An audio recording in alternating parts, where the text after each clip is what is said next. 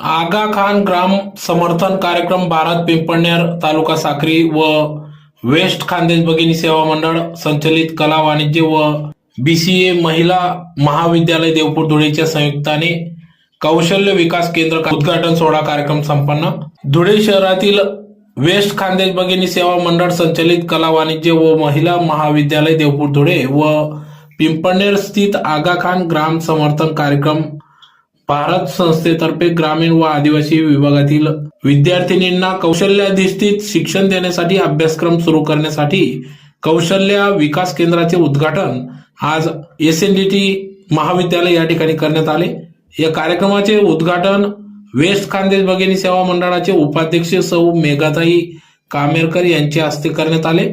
तर कार्यक्रमाचे अध्यक्ष म्हणून प्राचार्य डॉक्टर DZ चौधरी यांनी भूषविले। दीप प्रज्वलन करून